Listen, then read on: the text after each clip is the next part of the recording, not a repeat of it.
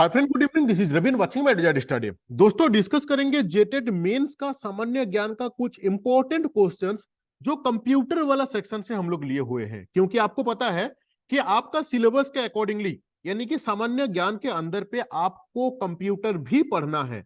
और आज मैं जो आपके साथ डिस्कस करने वाला हूं, ये कंप्यूटर के अंदर पे ये जो इंटरनेट संचालन की विधि से कुछ इंपॉर्टेंट क्वेश्चंस मैं डिस्कस करने वाला हूं, जो ऑलरेडी जेएसएससी के डिफरेंट एग्जाम पे आ चुका है। एंड कुछ क्वेश्चंस को मैं सेंट्रल लेवल एसएससी से मैंने कलेक्ट किया हूं। बस रिक्वेस्ट है कि पूरा वीडियो को वॉच कीजिएगा, क्योंकि मैं कोशिश करूंगा एक क्वेश्चंस को एक्सप्लेन करने के लिए, सो दैट कि वहां से 2-3 क्वेश्चंस को हम लोग क्रिएट कर पाए। ठीक है। और अगर आप 1 to 5 का तैयारी कर रहे हो तो फिर भी आपका पेपर 3 के लिए, एंड 6 to 8 के लिए अगर तैयारी कर रहे हो फिर भी आपका पेपर 3, क्योंकि 1 to 5 एंड 6 to 8 का दोनों का ये जो सामान्य ज्ञान का सिलेबस है, ये completely word to word copy paste है। ठीक है। चलो, पहला क्वेश्चन क्या है हम लोगों का कि डोमेन नामों में ये यू अभिव्यक्त का अर्थ क्या है। देखो, मैं डेली डेली आपको एक ही चीज बोलता हूं कि कभी भी, चाहे आप घर में प्रैक्टिस कर रहे हो, चाहे आप एग्जाम हॉल में हो, आपको एक बार क्वेश्चंस पढ़ने के बाद आपको आंसर की तरफ नहीं आना है। ये वाला मैं बात डेली आपको इसीलिए बोलता हूं कि आपका दिमाग पे ये सेट हो जाए। आपको मिनिमम 2 बार क्वेश्चंस को पढ़ना है, उसके बाद आंसर की तरफ आगे बढ़ना है। ठीक है। दूसरा चीज, जिस क्वेश्चंस का भी आंसर आपको पता है, प्लीज वीडियो को पॉज करके उसका कमेंट में उसका आंसर जरूर लिखना, सो दैट कि आपको भी पता चलेगा कि कितना क्वेश्चंस का आंसर आपको पहले से आता है। क्योंकि क्वेश्चंस, कंप्यूटर से क्वेश्चंस आना तय है 100%। ये सारे क्वेश्चंस इंपॉर्टेंट है। ठीक है।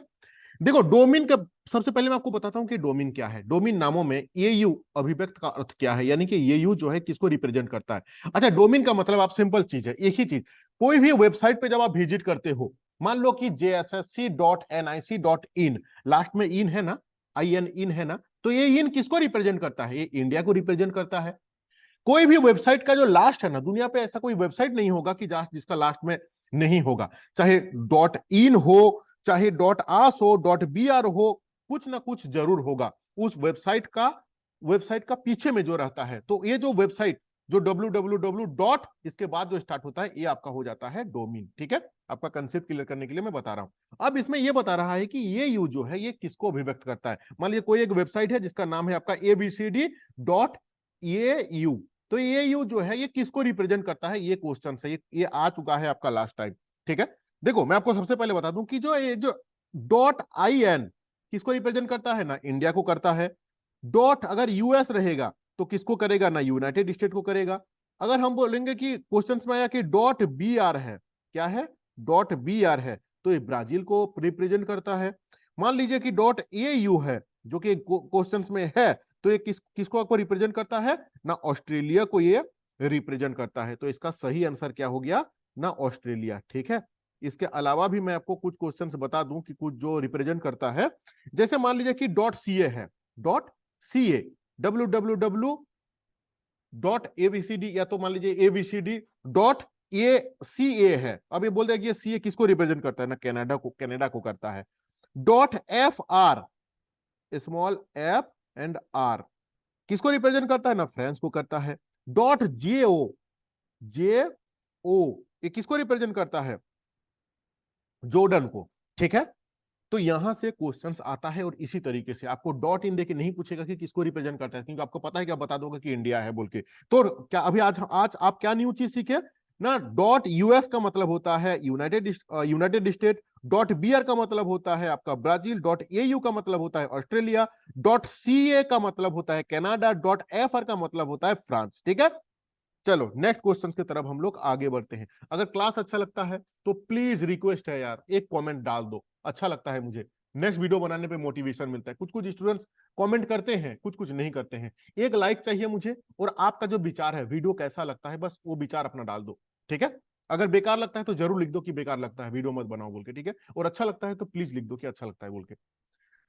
चलो नेक्स्ट, निम्नलिखित में से कौन सा एक वेब ब्राउजर नहीं है। देखो, ये जो नहीं है जो है ना, ये बहुत कंफ्यूजन क्रिएट करता है। कोई स्टूडेंट्स ना हड़बड़ा के निकल पढ़ लेंगे कि हाँ ब्राउजर, बस इतना। निम्नलिखित में से कौन सा एक, वो सोचेंगे कि कौन सा वेब ब्राउजर होता है। नहीं भाई, ये लिखा है कि कौन सा नहीं है, ध्यान रखना है। ठीक है।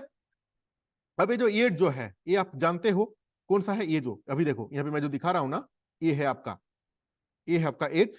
क्रोम तो आप जानते ही हो, ठीक है, ये जो है देखो मेरा स्क्रीन पे मैं दिखा रहा हूं, ये क्रोम है, ठीक है ना, ये फायरफॉक्स भी है आपका।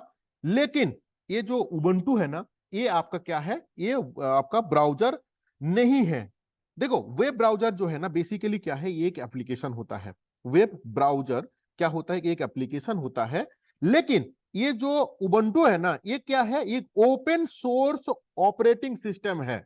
उबंटू क्या है, उबंटू है एक ओपन सोर्स ऑपरेटिंग सिस्टम। ये आपका वेब मतलब एप्लीकेशंस नहीं है, ये ब्राउजर के अंदर पे नहीं आता है, ठीक है।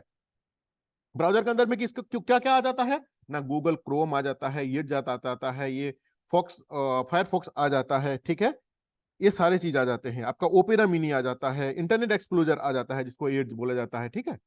लेकिन ये उबंटू क्या है, ये एक ओपन सोर्स ऑपरेटिंग सिस्टम है। एक भी क्वेश्चन दे सकता है कि ओपन सोर्स ऑपरेटिंग सिस्टम, 3-4 गो ऑप्शन दे देगा, उसमें भी उबंटू रहेगा, तो उबंटू का ऑप्शन ले लोगे कि ये जो है एक ओपन सोर्स ऑपरेटिंग सिस्टम है, ठीक है।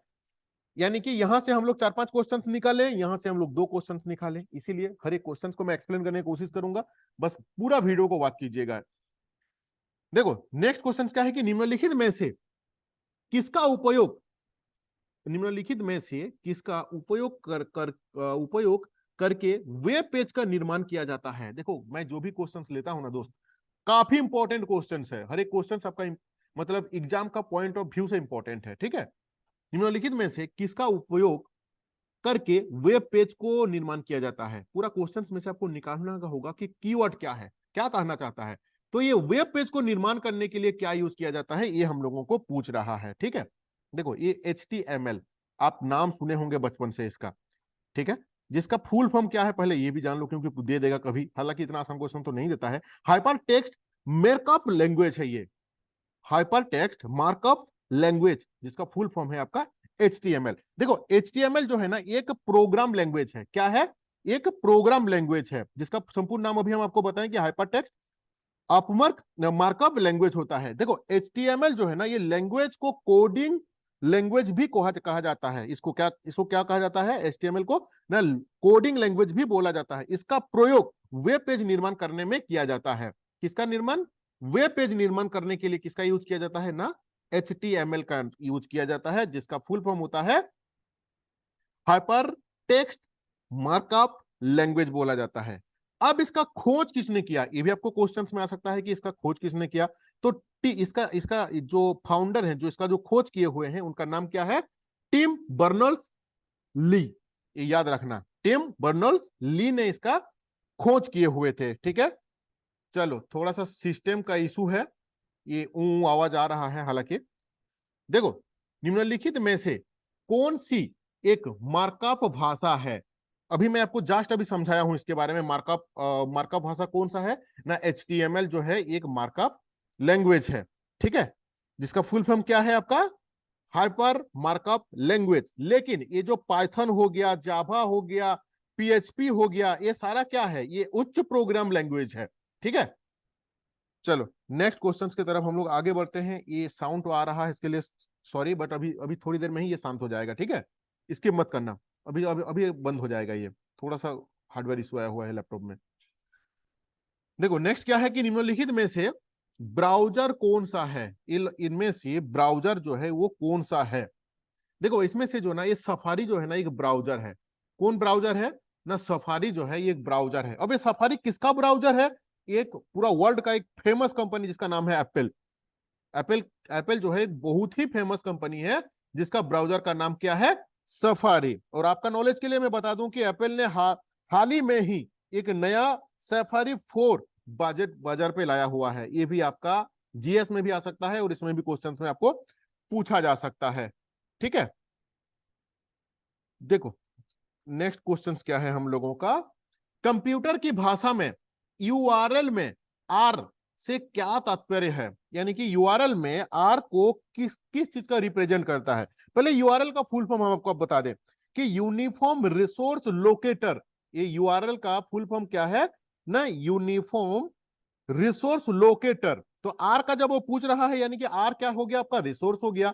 सिंपल एकदम डायरेक्ट क्वेश्चन है। लेकिन देखो इसके बारे में थोड़ा सा हम आपको बता दें कि ये जो लोकेटर है ना, ये URL जो है, ये किस चीज का एक्टिविटी, इसका काम क्या रहता है और ये करता क्या है रिसोर्सेज, जो कि इंटरनेट भी किसी भी वेब पेज जो होता है ना, उसका जो फाइल यानी कि पता जो एड्रेस रहता है, हम लोग बोलते हैं ना कि भाई अपना वो यूट्यूब चैनल का यूआरएल भेज दे, अपना वेबसाइट का यूआरएल भेज दे, यानी कि www जो एड्रेस रहता है, उस एड्रेस को आइडेंटिफाई करता है ये आपका यूआरएल। ठीक है, चलो नेक्स्ट क्वेश्चन की तरफ आगे बढ़ते हैं। पता नहीं कौन सा डिस्टर्ब आया हुआ है, री री री आवाज हो रहा है। चलो देख लेते हैं क्या बोल रहा है कि which country has the largest internet user, कौन सी देश में सर्वाधिक इंटरनेट उपयोग करता है, इसमें यूजर का बात बोला जाता है, कौन सा देश में सबसे ज्यादा नंबर ऑफ पीपल इसका यूज करते हैं। सबसे ज्यादा यूज नहीं होता है, इसमें क्या पूछ रहा है, क्वेश्चंस को घुमा के पूछा हुआ है। ऐसे में तो सब जानता है कि हाँ यूएस होता है, नहीं यूएस नहीं, यूएसए से भी ज्यादा आदमी कहां पे बैठा हुआ है, चाइना पे बैठा हुआ है। तो पूछा रहा है कि कौन सा कंट्री है जिसमें सबसे ज्यादा यूजर है, तो इसका आंसर जो है आपका ये है आपका चाइना। क्यों है, क्योंकि ये पॉपुलेशन के मामले में ज्यादा है। ठीक है, देखो एक चीज हम आपको बता दें कि चीन पे ना अगर मान लो 1 लाख मतलब 1.37 करोड़ अगर पॉपुलेशन है, जिसमें से 72 लाख आदमी इंटरनेट का यूज करता है, जो कि इसका होल पॉपुलेशन का 52% रहा जाता है।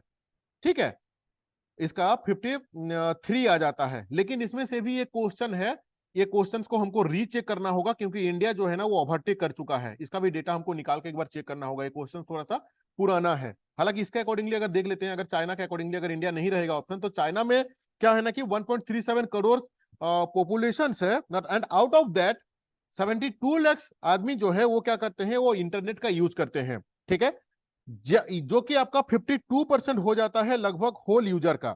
वहीं पे अगर हम इसका यू देखते हैं, यूनाइटेड किंगडम का हम लोग देखते हैं, यूनाइटेड किंगडम का अगर हम लोग देखते हैं तो 93.5% आदमी जो है वो क्या करता है, इंटरनेट का यूज करता है।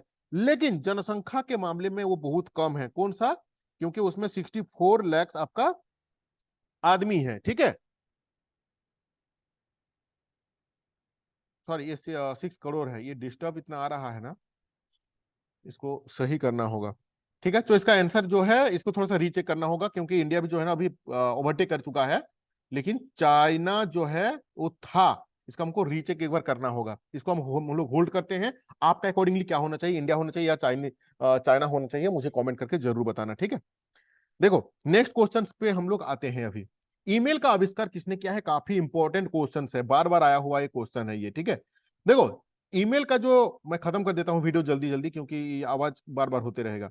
देखो ईमेल का जो खोज है ना, वो अगर मूल रूप से वो देखोगे कि अमेरिका में रहने वाला एक भारतीय है जिनका नाम है शिवा। ठीक है, इन्होंने इसको फाइंड आउट किए थे। वो कितना साल में किए थे, 14 वर्ष के जब थे वो, कितना साल के थे ये, जब 14 साल के थे शिवा बाबू, इन्होंने क्या किए थे, ईमेल का उन्होंने खोज किए थे। शिवा का इसमें दूसरा क्वेश्चन है कि शिवा का जन्म कहां पे हुआ था ना, महाराष्ट्र में, बॉम्बे का महाराष्ट्र में एक तमिल परिवार में इनका जन्म हुआ था।